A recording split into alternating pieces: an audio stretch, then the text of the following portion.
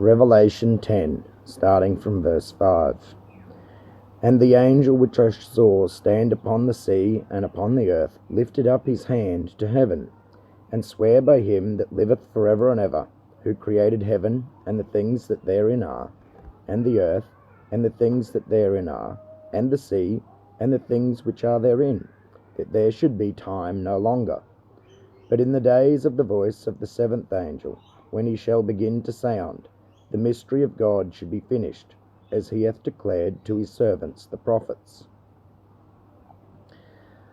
This section of scripture, I've noticed it trips up some people. See, when you read it, particularly the 6th verse, I read from verses 5 to 7.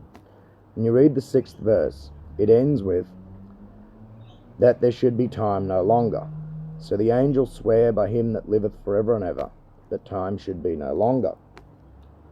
And they stop reading. But often it's forgotten that the verse numbers are actually inserted later. If you actually check the grammar of the verses 6 and verses 7 are all one speech. There's no separation, there's no distinction. So what happens is, people that read it and stop reading at verse 6 get a faulty idea of what the scripture's saying. It's not saying that time's just about to end. Right? There's still at least another 1,000 years to go after this, the millennial reign of Christ. Right? So the angel cannot be swearing that time's up, that time's about to end. But when we read both verses together, it becomes a lot clearer what the angel's actually saying. Right? And swear by him that liveth for ever and ever, that time should be no longer, but in the days of the voice of the seventh angel, when he shall begin to sound, the mystery of God should be finished, as he hath declared to his servants the prophets. The scripture repeatedly mentions and talks about the mystery of God. It starts in the Old Testament, goes all the way through the New Testament. And we know that that mystery of God started from before the world began. Right? We know that from reading other scriptures in other places. I believe what the angel's actually saying here, and what he's calling out to the entire world. See, the angel comes down in verses 1, and it says, And I saw another mighty angel come down from heaven, clothed with a cloud, and a rainbow was upon his head, and his face was as it were the sun, and his feet as pillars of fire. And he had in his hand a little book open, and he set his right foot upon the sea, and his left foot upon the earth, and cried with a loud voice. See, an angel come down from heaven,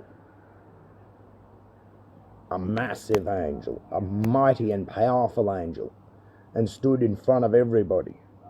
This vast, monstrous angel was so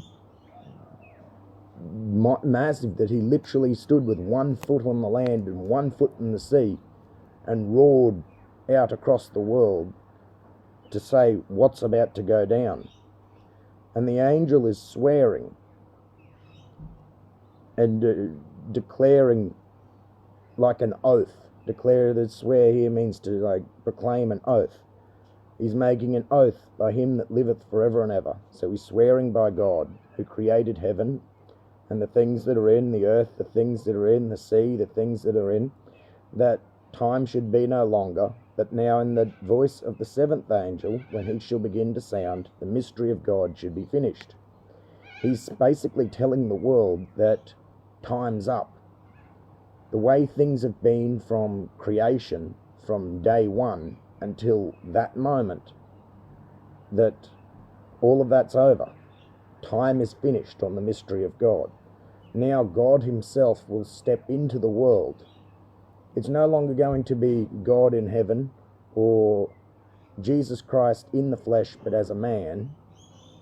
It's It's going to be actually God in all of his glory stepping into creation to rule as God on earth.